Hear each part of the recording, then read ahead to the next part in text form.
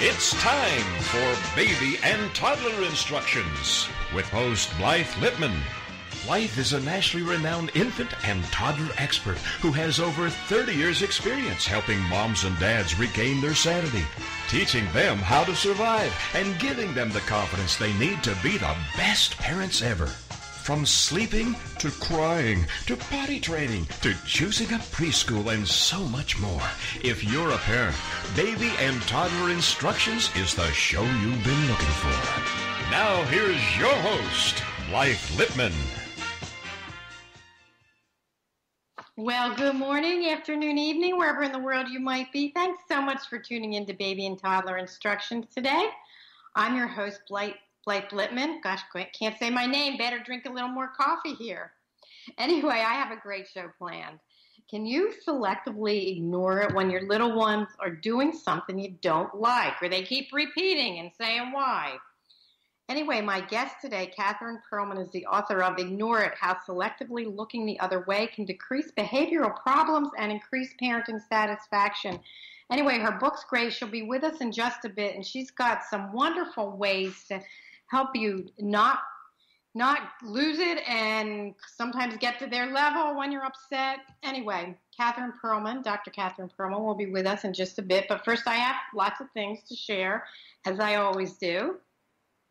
I want to continue to send my prayers to those people in Puerto Rico, Las Vegas, Texas. You know, now California with these fires. What in the world is happening? I want to send healing hugs and prayers to help all of you deal with these devastations and find a way to move on. I mean, my goodness, you know, I don't know how you deal with this, and I just want to send my prayers and hope it gets a little easier and the help is there so it doesn't take a long time to get back to some kind of normal, even if it's a new normal. Also, on that note, on the other side of the coin, I read a great article about getting up each morning and thinking about 3 things that you're looking forward to that day. And I guess, you know, if you're in a devastation, maybe you can even find one thing you're thinking about looking forward to. I don't know, but I thought it was pretty interesting. And it doesn't have to be some big thing like I'm going on a trip or, you know, I'm getting a new car. You know, my version, and I'll tell you about this in a minute, was I was looking forward to pumpkin cheesecake waffles, my coffee, you know, things I loved, writing my script for my radio show. And I found when you think about what's going to happen for your day, it's a great way to start it. And I think you should all try it. But I do want to add something else. If you didn't see my video, I gave a little recipe that is so delicious, and your children should love it if they like pumpkin. I know we're all getting sick of hearing pumpkin, pumpkin, pumpkin, but this was a really good, quick breakfast that I love, and I hope you will too. So basically this time of year, everything's pumpkin, as I said, and we know. Buy some pumpkin waffles and buy some of the Laughing Cow little cheese wedges. And, you know, toast your waffles and put some of the Laughing Cow cheese wedge, spread it on the waffles, and then take a little bit of maple syrup. And I'll tell you what, you know, if you're watching your calories, or if you really like cheesecake and you want to do something, then you can, you know, have just a little taste of it without all the calories and healthy. Waffles do have the protein in them, and the cheese has calcium. So try this, take a bite, and you'll be amazed. It's delicious. It's so delicious. I think I've eaten this 3 mornings this week already. So that's my little recipe of the day. If you forget, I'm on Facebook. I did a video advertising today's show. So you can also get the recipe. I'll put it on my website too. There were a couple of recalls this week. Actually, there was only one recall. Sorry about that. Toys R Us recalled something called the Bruin, Bruin, infant wiggle ball toy. The wiggle ball's rubber knobs and plastic back can detach, posing a choking hazard to infants. You know, everything goes in the mouth, especially when they're babies and they're teething. So if you have the Bruin infant wiggle ball, take it back to the store. I have the numbers on my website, mybestparentingadvice.com, so check that out. All the recalls are there with the numbers and with the websites, and they will refund your money or they will give you a new one. And if it's a bigger item, sometimes they have repair kit. So anyway, check that out. Sorry, my phone is ringing. Okay, I don't want to answer that phone. It is my guest. So anyway, let me move on with what I have this morning. As we all know, October is Halloween month, but also National Dental Hygiene Month. So it's pretty funny because what an irony. So here's a Halloween candy survival guide to help keep that smile intact. Here are some good things you can think about having for the Halloween time. Says sugar-free gum. That's good. Sugar-free gum is a Halloween winner since it helps the mouth produce more saliva and has a cleansing effect on the teeth. So that's a good one. Sugar-free gum. Chocolate. Okay, you got me a chocolate. I love chocolate. Chocolate's not so bad. Chocolate is easy to wash off the teeth, especially dark chocolate since it has less sugar. Hard candy. The dental... You know, the dentists say hard candy is a no. It is hard on the teeth and definitely not worth breaking a tooth on. If you must enjoy the occasional hard candy, resist the urge to bite and be sure to brush after. I was surprised about this one along with the hard candy. The worst one is the sour candy. I didn't know this. Sour candy is acidic and it can actually damage tooth enamel.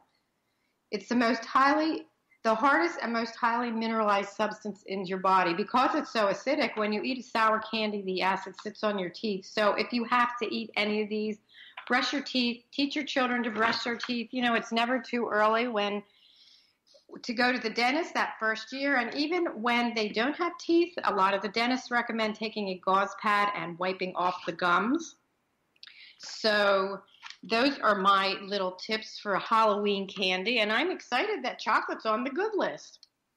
Also, there was another really interesting article in the Sunday New York Times this past week.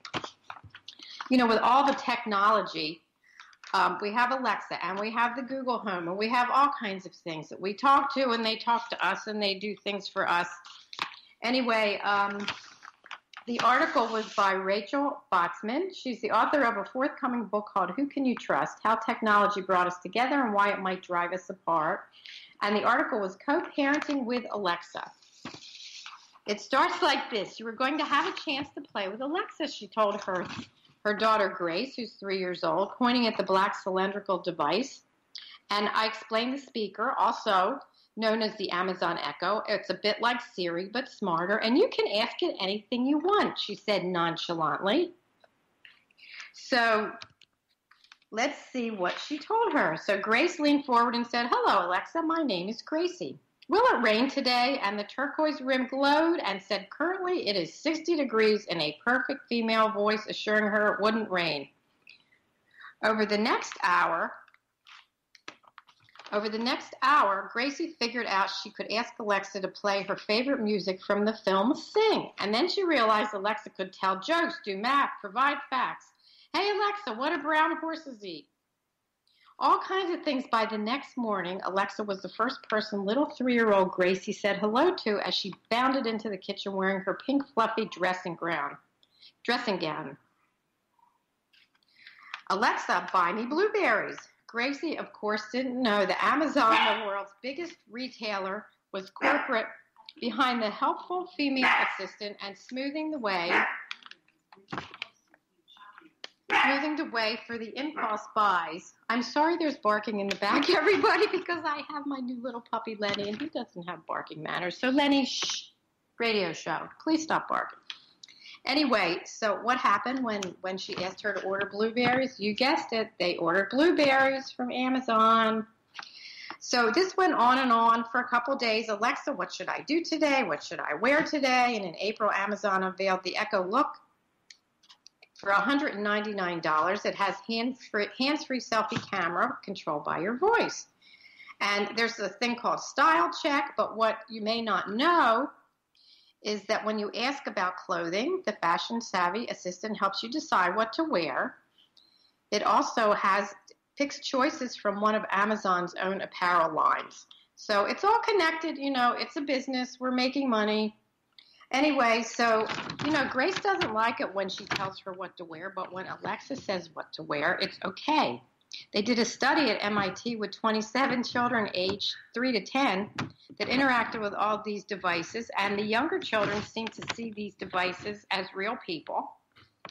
And 80% of the children thought that they would always tell the truth, and some children believed they could teach the devices something useful, like how to make a plane, things like that. So, the whole gist of this article is, how do we teach our children to deal with these devices? Do we let them play with them? Do we even show them, or do we just keep it away? In this case, this particular author took that Alexa, unplugged it, and put it in the closet. So, it's your choice, because technology is here. But I think at 3, it's hard to understand and it's hard to explain actually what Alexa is.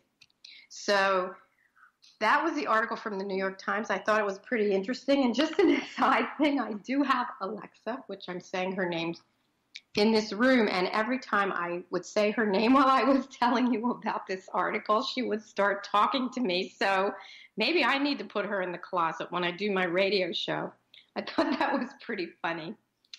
So we're going to have a commercial break in just a few minutes, but after the break, I have a wonderful guest that's with us today. Dr. Catherine Perlman is the founder of The Family Coach, a private practice specializing in helping families resolve everyday problems related to discipline, sleep, sibling rivalry, among other issues. She's a proud parent of a son in elementary school and a daughter in middle school. She has a syndicated Dear Family Coach column that's appeared in the Wall Street Journal and other great magazines.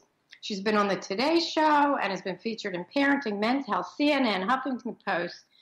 Dr. Perlman is a licensed clinical social worker, has been working with children and families for more than 20 years. She is the assistant professor of social work at Brandman University and received her PhD in social welfare and a master's in social work. So I can't wait to talk to Dr. Catherine, because I love the title of her book.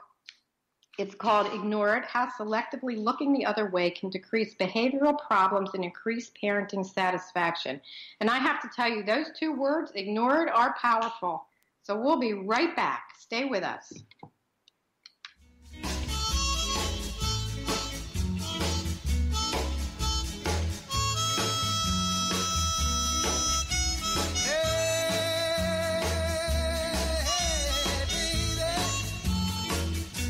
We'll be right back with more Help My Baby Came Without Instructions. It's Baby and Toddler Instructions with Blythe Lipman on TogiNet. We'll be right back right after these.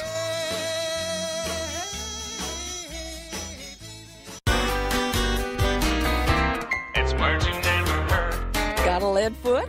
According to state troopers, here's what not to do when you get pulled over. Don't be a lachrymous and start crying right away. It doesn't help.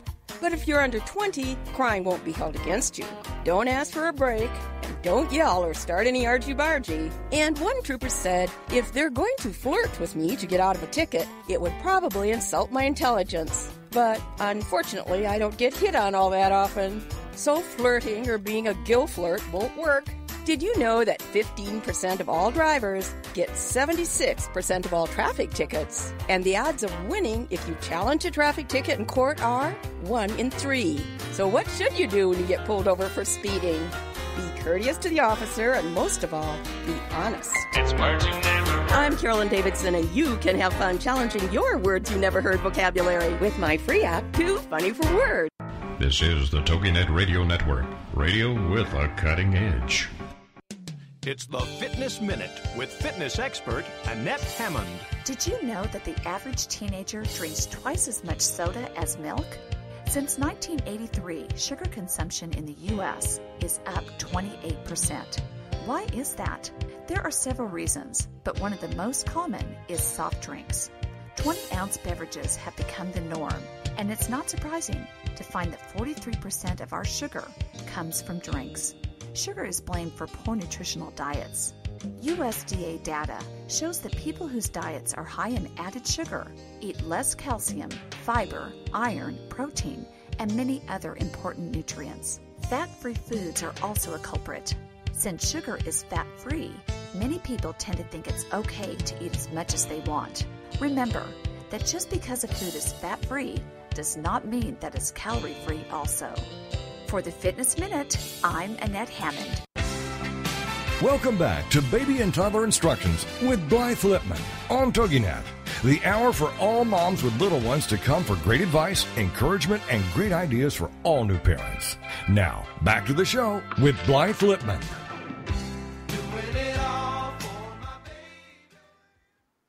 Well, welcome back to Baby and Toddler Instructions. Thanks for joining us today.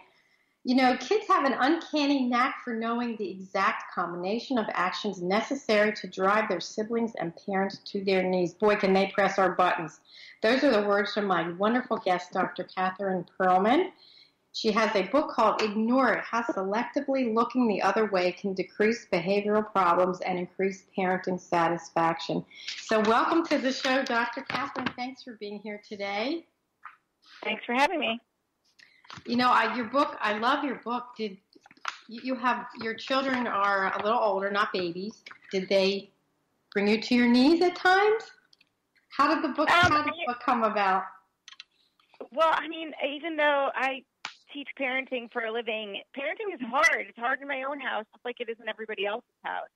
So I've definitely learned from working with my own children and being invited into homes of many other families. And I'm a family coach, so I make home visits to help people with parenting issues. And usually what would happen is parents would call me for some particular reason, and then I would go and observe, and then I would give them a report. And always in the report, it didn't matter what they called me in for, I would give them one piece of advice, and that was to ignore it.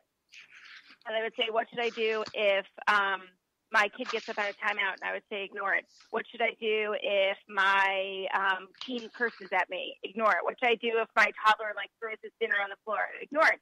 So I was always giving this one piece of advice, and then it turns out that one little piece of advice can make a huge change in kids' behavior.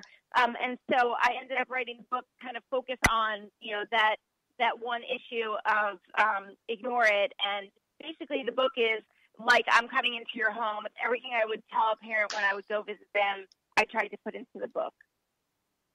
You know, and it is like you're talking to you. I love your book because when you cite all your examples, it is like we're sitting right there with you. I have to ask this question. Is there one particular issue that's the most called about?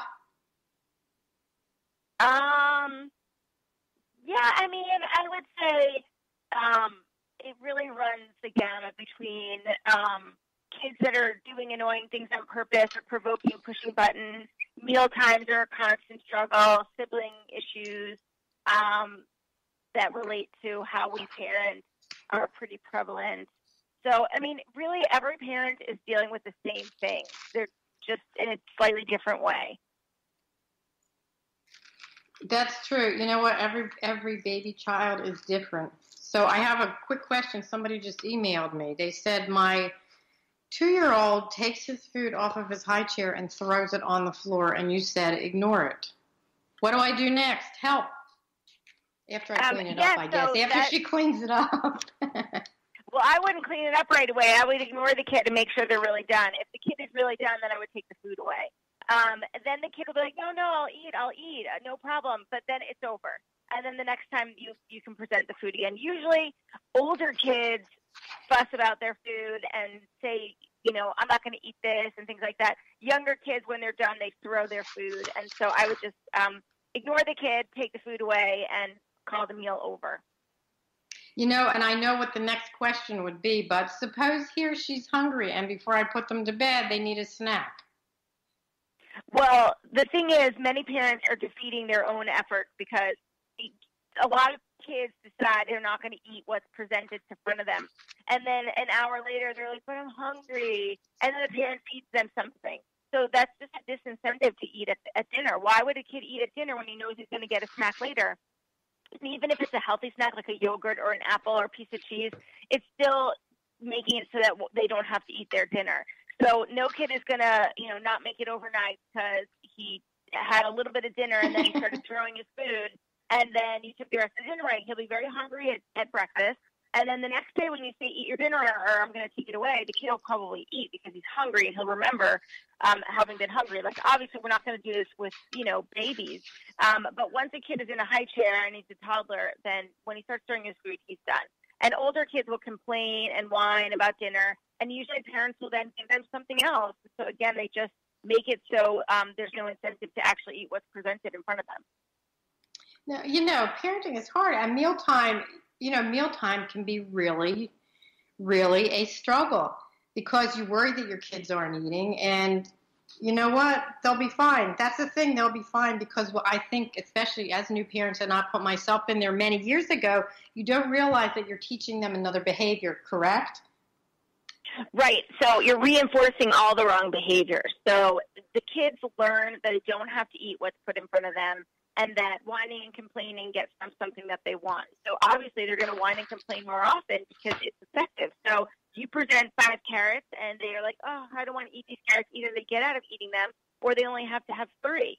Negotiation starts. And so what do you think is going to happen the next day when you present broccoli? Like, they're going to say, oh, I don't want to eat the broccoli, and it's going to start the same thing all over again.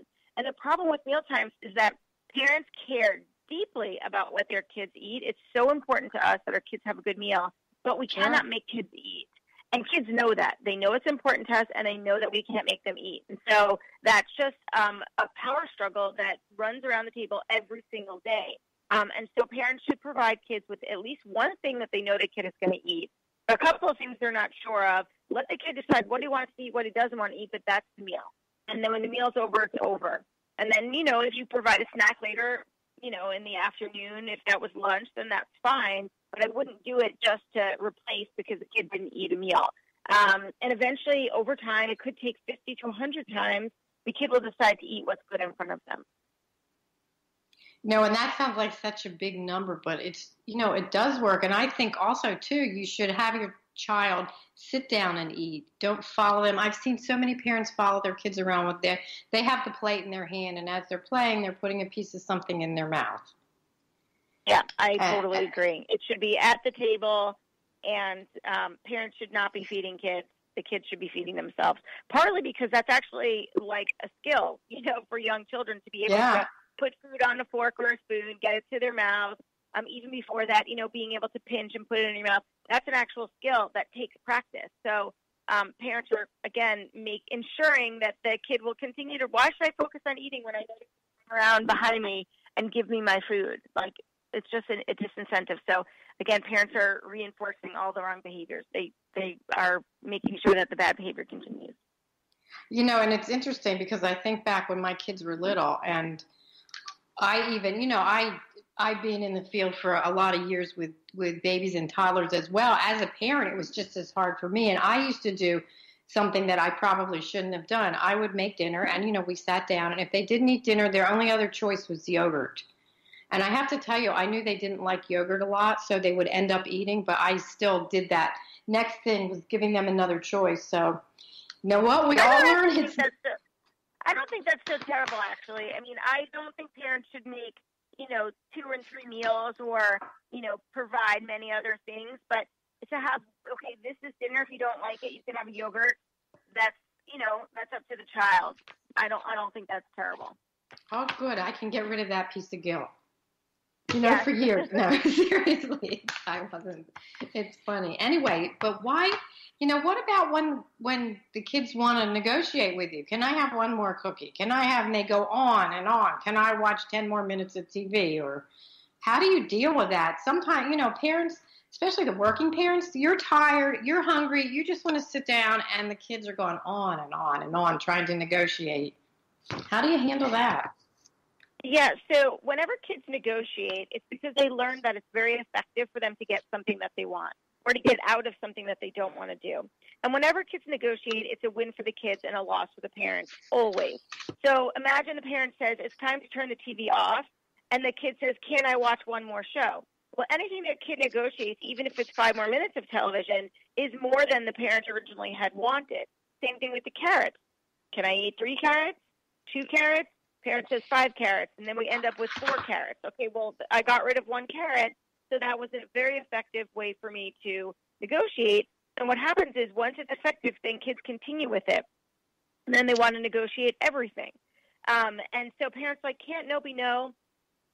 Can't I just say that, it's time to turn the TV off or it's time to get your shoes on, and they just do it?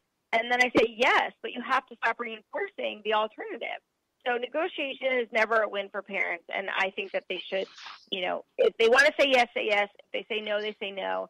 But let the decision stand. Negotiating only reinforces more negotiation. Well, that makes so much sense. I'm looking at your book on page 45. This is the big one. On page 45, the noises. When your kid starts making these noises, it's like, as you say, and I agree, nails on a chalkboard, hair raising. They make these sounds, and they go on and on and on, and you want to scream.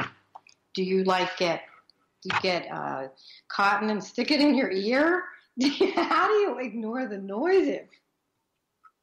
So kids make annoying noises for two reasons. One is because they're trying to get a rise out of us, right? They know that when they make some constantly annoying noise, or they kick the back of our chair, or they nudge us constantly, that's annoying to us, and that we're going to respond to them. That's what they want.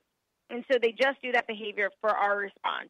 And the other reason sometimes kids do annoying noises is because they can't help it, or they're fidgety because they, maybe have ADHD and that's just kind of who they are, or they have Asperger's and they tend to make a lot of noises without even knowing it.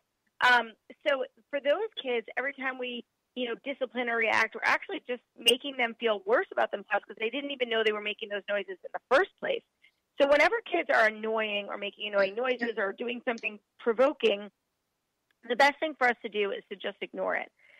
Because anything we do either reinforces the behavior, makes it happen more often, or it goes to lower our kid's self-esteem. So imagine a kid who's,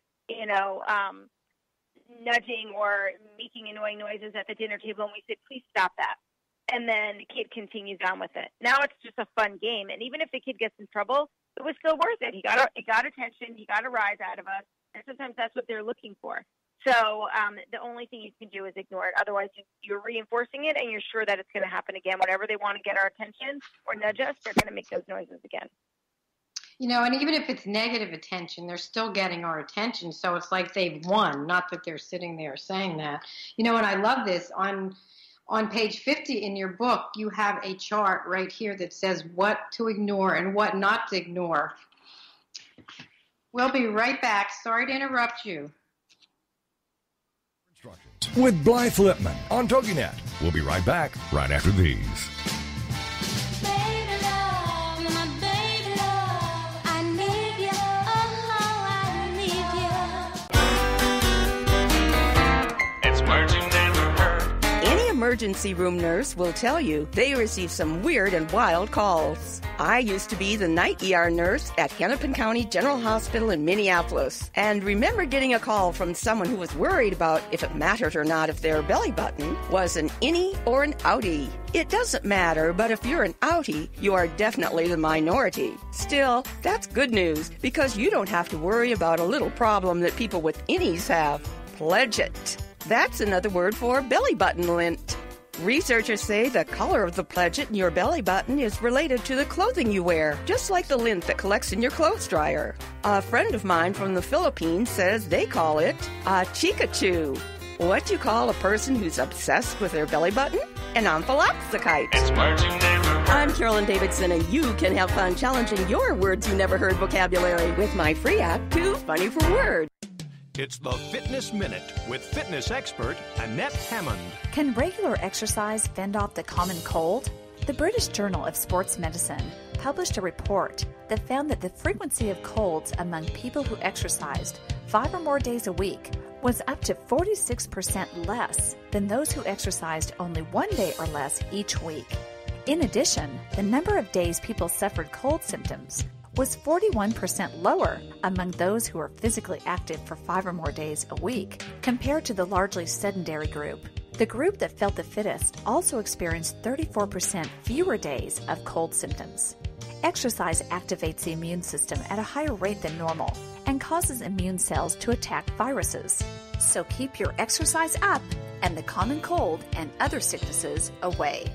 I'm Annette Hammond. To hear other fitness and weight loss tips, visit our website at AnnetteHammond.com. Welcome back to Baby and Toddler Instructions with Blythe Lipman on TogiNet, the hour for all moms with little ones to come for great advice, encouragement, and great ideas for all new parents. Now, back to the show with Blythe Lipman.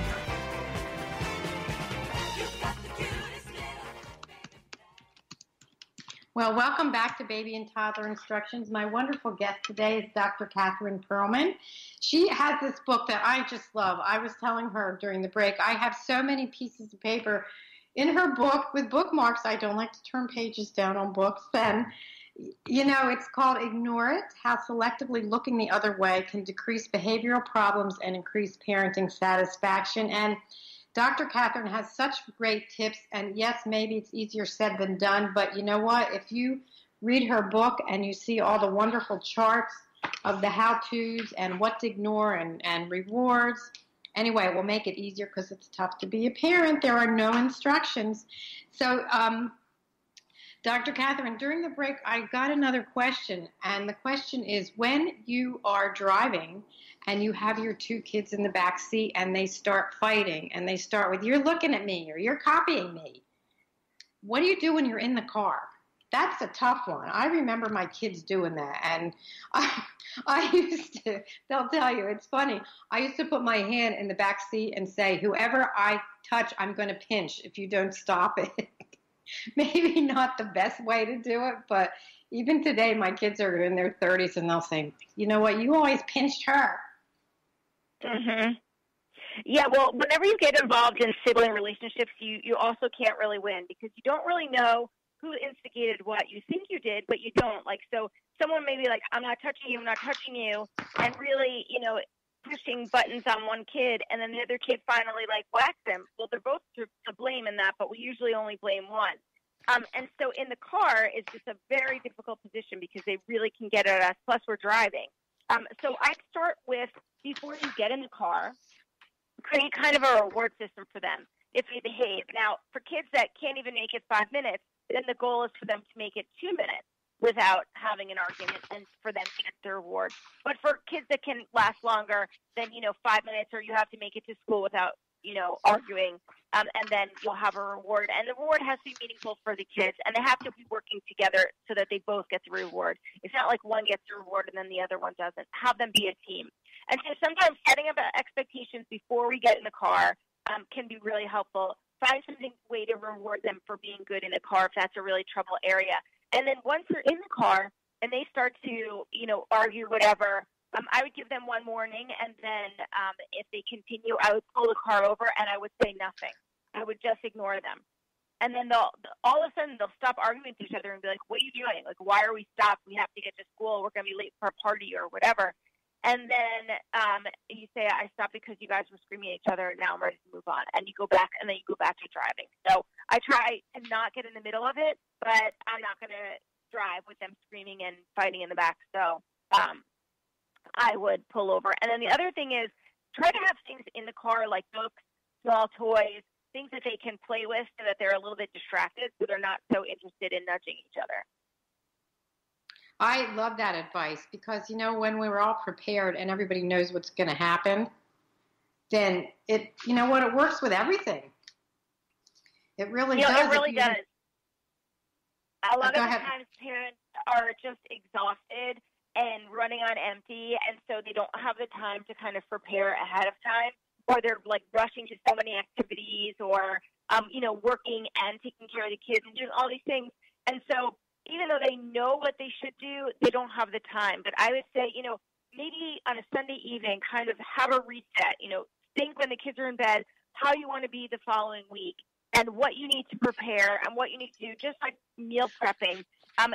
Being able to prep how you want to parent for that week, I think can be really helpful in resetting when you're already kind of in a bad rut.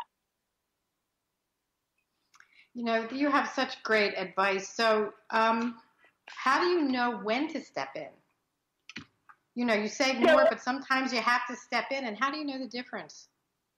So there are certain things we should always ignore. So we talked about annoying behaviors. We should ignore that. whining, complaining, tantruming, negotiating, pushing our buttons, all of that we should ignore. But what we shouldn't ignore is when our kid is actually in real pain or having like real emotions, then we shouldn't ignore that. So, if it's crocodile tears or, a kid's throwing a tantrum, that we can ignore. But if a kid's really struggling with something, then that's when we really want to intervene. For a kid that's also hurting someone else or putting someone else at risk, then we can't ignore that. So it's like, we can ignore our own kid on the playground when he's just being annoying, but when he's hitting another kid, that we have to get involved in. Destroying property, anything like that, we can't let our kids like run around with markers, in a restaurant and drawing on walls and things like that. And then the last thing that we shouldn't ignore is a lot of times teens especially are really obnoxious because they want to be left alone. So I think if I'm really obnoxious and they won't make me go for family dinner, or they won't make me go to grandma's house, or they won't make me do like a lot of the things that I don't want to do with them, that's a mistake. That's just like kind of trying to push us off. Ignore the obnoxious behavior, but don't ignore the kid. Okay, well, that's really good advice. Boy, I'm getting a lot of questions today. Here's another question. I have a 2-year-old, and he's terrible twos, and he has tantrums when he's doing something and I want him to go to the next thing or we need to leave. He throws the biggest tantrum and hits and throws and pushes, and I have to get out the door. Help! How do I ignore that? Okay, so a couple of things. One is kids, and especially toddlers, they don't rush at all. In fact, when we try and rush them, they slow down. They go the opposite way. And so especially for a kid like this, I'm not sure if it was a boy or a girl, but I'm going to assume just by hearing it that it was a boy, that this kid needs a warning, and this kid needs a little extra time to transition. And also a little bit of a reward. So if you know transitions are difficult for this kid, then I would say, 5 minutes out, just letting you know we're going to wrap up in 5 minutes, which really should be like 10 minutes because you want to have like a 5-minute buffer so you're not rushing. And then say, if you can clean up in 30 seconds when I tell you, or however, if you can get your shoes on before 3 o'clock, before we have to get out the door to get your sister, then you get to decide what we listen to on the radio, or you can help me make dinner, or you can get an extra bedtime story, or whatever it is to help with the transition. So again, a little bit of a reward system, a little bit of planning ahead, and then sometimes that kid is just going to have a tantrum. If you give yourself enough time, you can just ignore that. So let the kid have the tantrum, get your shoes on, get your bag together, really ignore the kid. But as soon as he starts to calm down, then say, okay, great, I can see you're ready to get your shoes on. Come on, let's go. And don't address the tantrum, but just try and help the kid move on. But when you're in a rush, then you feel like you have to, hurry up, come on, stop tantruming, let's go, stop crying, we have to go. You really give that kid a lot of excess attention for that behavior. So what's the incentive to move on? So if you can plan ahead so you have a little bit more of a buffer zone, then you really have time to ignore the kid. And no kid is going to tantrum when they see nothing comes of it. Like no attention, no compromise, no more time, to play happens. They're going to stop tantruming and move on. That's great advice. What do you think of timeouts? So timeout is very often misused. I think when it's used correctly, it's just like ignore it in action. So the idea is to have a moment where you remove a child from whatever it is that they're doing, misbehaving, hitting, biting, throwing toys, something very egregious. You want to remove them from that episode and withdraw our attention. That's all it is, which is ignore it. But what happens is parents are so focused on keeping the kid on the step or in the chair or making it 7 minutes for a 7-year-old that often it turns into a battle of wills. And then that's the opposite of withdrawing attention. That's constant attention. And so what we really need to do is not worry about where they sit. Put them in a chair or put them on a step, but then ignore them. So if they get up, who cares? Don't give them any of your attention. Sometimes kids will even be pulling on parents, like, mommy, mommy, mommy, mommy. Completely ignore that, but the second they stop, then you can reintegrate them. So even if that's only after a minute or two and it's a 7-year-old, let them out. Like, don't have it recycle into something else. Just have them move on and, go back and repair whatever it was that they had done. Exactly. And if you have something to do, like don't leave your child, as you're saying, don't leave them in there too long. A minute to a toddler is long. especially little ones. Oh, yeah. They have no sense The of idea time. is to get them in and out so they don't make more trouble. Exactly. Well, that's good with the timeouts because, and especially, what about when your toddler runs out of the timeout? Do you put him or her back in there, or you just ignore it? I would ignore him. Just ignore him. And then it might get worse. The kid might, start making loud noises or screaming or even, like I said, tugging on you or pulling your clothes or something like that.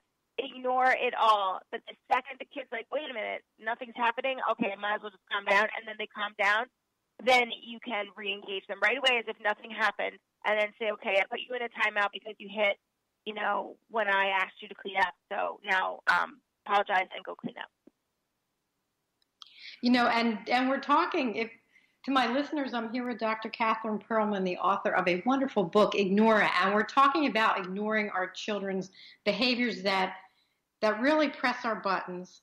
We're not saying don't talk to them, there are certain times that you need to step in. However, the ignoring it, I have to say this, it's easier said than done. We keep saying ignore it, and I think it is the best advice. I wish I did this with my kids when they were little, because it reminds me of when you're trying to sleep train an older baby, and they'll stand up in their crib and they'll cry, and then you'll hear them stop. They're waiting to see if somebody's giving them attention.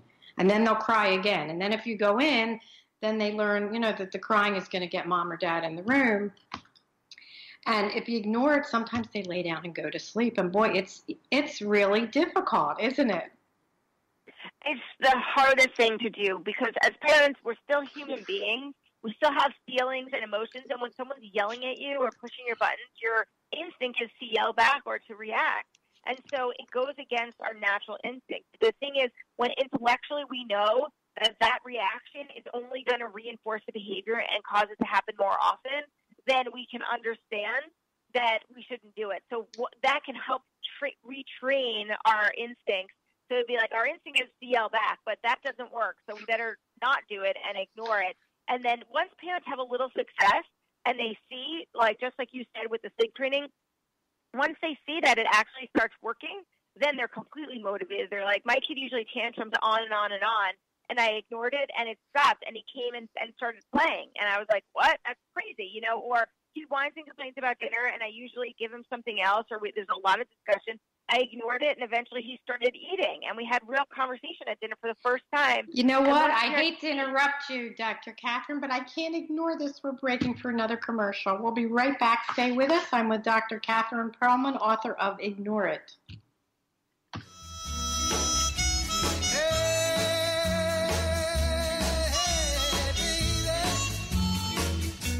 We'll be right back with more Help My Baby Came Without Instructions. It's Baby and Toddler Instructions with Blythe Lipman on TogiNet. We'll be right back right after these.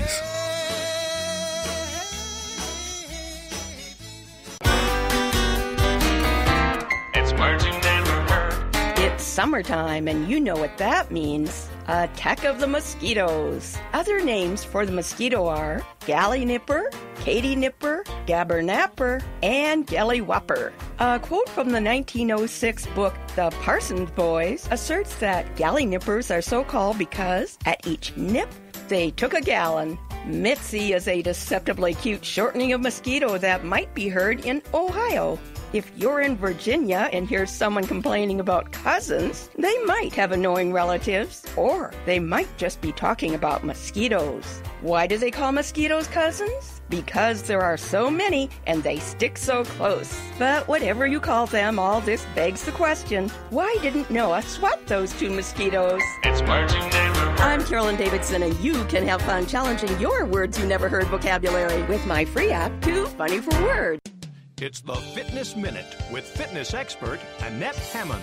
Dinner is typically the largest meal of the day, and Harvard Medical School recommends to take that opportunity to make sure you meet your daily quota of 5 servings of fruit and vegetables. Roasting vegetables is not only easy, it's also a delicious way to serve them. You can roast any vegetable from zucchini, peppers, eggplant, mushrooms, onions, to carrots, cauliflower, and broccoli. To roast them, cut the vegetables up and place on a cookie sheet lined with foil. Drizzle a little olive oil over them and sprinkle with pepper. Cook them at 375 degrees for 25 minutes. Savor roasted vegetables as a side dish or toss them in a salad or pasta. When you pile on the produce for dinner, there is less room for unhealthy food. For the Fitness Minute, I'm Annette Hammond. Visit our Facebook fan page at Fitness Minute with Annette Hammond. Welcome back to Baby and Toddler Instructions with Blythe Lipman on TogiNet, the hour for all moms with little ones to come for great advice, encouragement, and great ideas for all new parents. Now, back to the show with Blythe Lipman. Well, welcome back. I am here with Dr. Catherine Perlman, and I can't believe we're up to the last part of the show. It goes so fast, I would love to have you come back. First, we were talking during the break, and we were talking about sleep training, comparing this to sleep training with the Ignore, and Dr. Catherine said she has a bonus sleep chapter. So if you would like to get her bonus chapter, which is not in the book, but you should also get this book. There's so much great advice in here. You can email her at Catherine@thefamilycoach.com. Also, I want to say, looking at this book, one of my favorites I love in the back of the book, and I'm going to pull this little piece of paper out now, is you have age-appropriate rewards. Sometimes we don't know what is good to reward our kids for good behavior. And, you can't go out and buy them a train set just because they ate their dinner. It's all relative. You have to make the rewards match the age and your budget. And, if you do something too big, what do you do next? Anyway, I love this chapter at the end because it is so enlightening to see, something as small as a Hershey's Kiss sometimes with a 3-year-old for doing something that you want to reward them with. It's fine. It doesn't have to be something gigantic. So, Dr. Catherine, before we go on, where can my listeners get your book and find your website? So the book is Ignore It, and it's in bookstores and available on Amazon. And you can find me at thefamilycoach.com and also on Facebook and Twitter at The Family Coach. I love getting questions from people. I have a Dear Family Coach column, so people can feel free to email me or message me any kind of parenting issue, and I'll try and answer it in one of my columns. Definitely check out our website. Besides buying the book, it's great. It's great. It's easy to use. There's podcasts on there. Are there podcasts or will be? Anyway, I have a lot of on my website. I have some, yeah. Yes, on the website, and Dr. Catherine was on the Today Show, so you can find that. Anyway, I need to ask you this: what is your favorite parenting tip since you have 2 children? I think it's for me, this is a personal one, but to try and say yes more than no. My go-to is no. Can I? And then it's I almost have an automatic no. And then sometimes after I've said the automatic no, I realize it could have been a yes. And then I'm in the position of having to overturn myself, which is the worst thing, because once we say no and then we say yes, because we learn that whining and tantruming works. So I try and recommend to people what I would recommend to myself, which is to try and say yes more right off the bat. And sometimes I say no for just no reason. And when I say yes, I have a good time. My kids have a good time. So I try and say yes more. My husband says yes more, and I want to be more like that sometimes. So that's my advice for today. Besides Ignore It, which I hope everyone learns. That's great advice, because as moms, we're busy and we just go, no. Can I do this? No. Can I do this? And you don't really stop and think about it. And sometimes it has nothing to do with what they're asking, because we're just human beings and we're tired moms. And I love that advice. That's terrific. So let's talk just a little bit about technology. When is it okay to encourage good behavior without resorting to technology, or do we resort to technology? I just talked about Alexa. I had an article from the New York Times about Alexa and 3-year-old Gracie, and that's kind of scary. Yeah, I try not to judge parents who are using technology because it's a really hard job, and sometimes putting a phone in front of them or an iPad really does solve an immediate problem of a kid keeping quiet at a restaurant or a doctor's office or at the supermarket. The problem is that it becomes a crutch that every time the kid knows that when I'm bored, I just whine for it, I get it. And then there's no connecting happening. So kids don't talk to their parents at a restaurant. They don't learn actually how to behave. It's like a loss of family time. It's kind of like an opportunity cost. Like whenever the kid is in front of that screen, that's something they're not doing something else. And a lot of times that's relationship time. And so I encourage parents to think ahead again, to, have small toys that only come to restaurants, to go to appropriate places, but to really try to, not use that as a resort, and then plan for screen time instead. So rather than it be the kids misbehaving, so we give them a screen, have times when we know they're going to have screen time and give it to them then.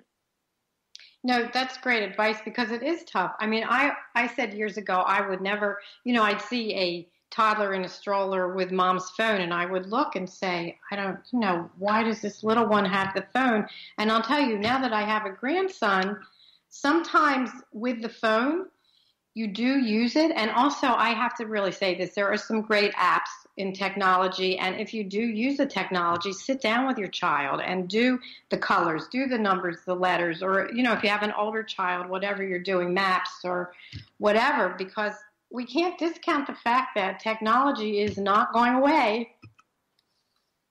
Yeah, I agree. The kids can use it, but in small doses, and I would plan for it.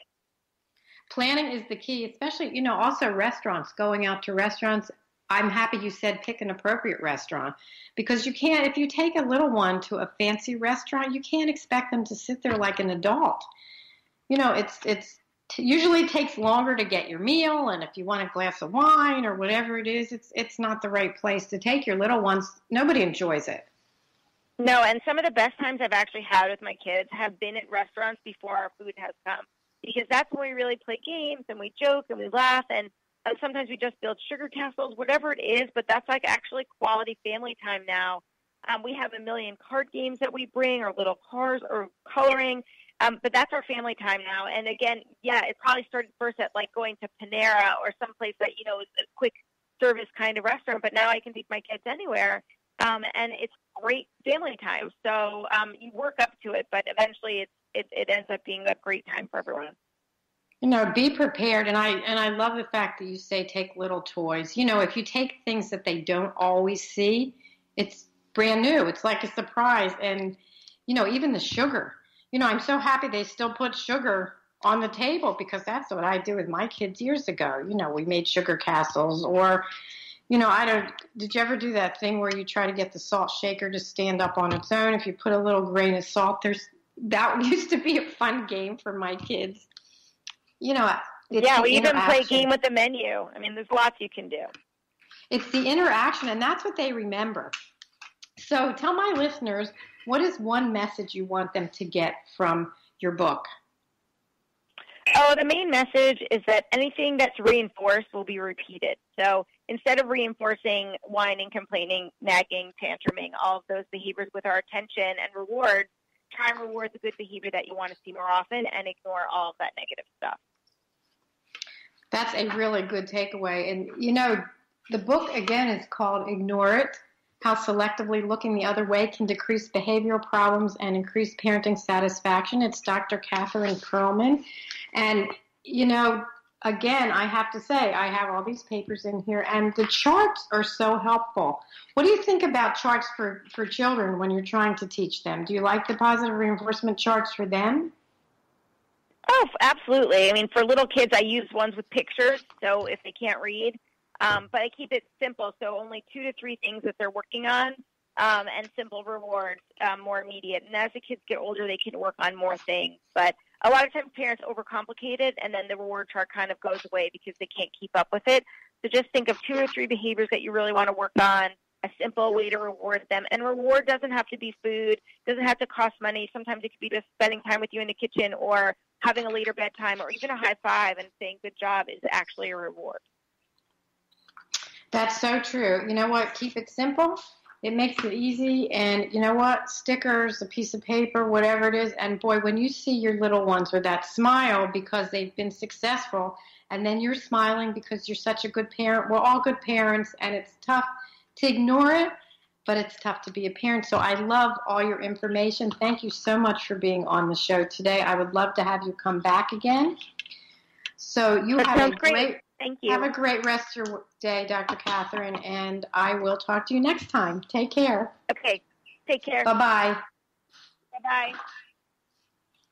Wow, what a great guest, and so many wonderful things. And, I say it all the time. I honestly do put these pieces of paper in the book, and I am still looking at her book because she makes it so easy.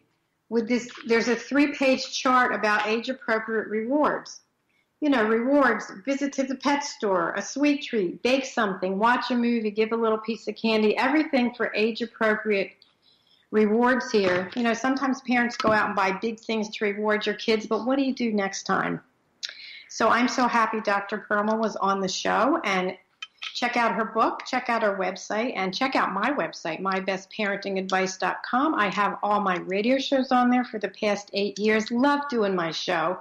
If you want to be a guest, you can contact me via my site, mybestparentingadvice.com, or call my office at 480-510-1453. Also, like my pages on Facebook, Baby Instructions and My Best Parenting Advice. I'm on Twitter and Periscope, do Periscopes and do Facebook Live and Instagram. And you know what? My books, Help My Baby Came Without Instructions, More Help My Baby Came Without Instructions, and Help My Toddler Came Without Instructions are great gifts. You can get them Amazon. You can get them at barnesandnoble.com. I'm on Audible. If you like to hear the tips, they're all in list form. Pick what works best for whatever the issue. I know they all work.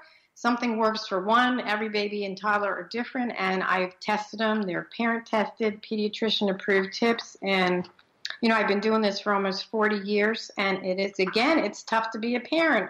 The one tip I did not put in my book, I'll have to do for the next one, is ignore it, from Catherine Perlman. Try to ignore it, because your children want your attention, whether it's negative or positive. So next week I will be talking to dermatologist Dr. Lorna Fredrickson about keeping your kids' skin and family skin healthy no matter what season it may be. So here are some words of wisdom to take with you today. Parents who are afraid to put their foot down usually have kids that step on their toes. Boy, isn't that the truth. My parents accused me of being a liar. I looked them in the face and said, Tooth Fairy, Santa Claus, Easter Bunny, and then I walked away. That always made me laugh. And finally, as Michelle Height from Mommy Has a Potty Mouth says, if you see your glass as half empty, pour it into a smaller glass and stop bitching and enjoy each day. So I'm so happy you could tune in. I want to wish you a great rest of the week. Stay safe. Make some wonderful memories with your little ones. And I will see you next time. Bye-bye.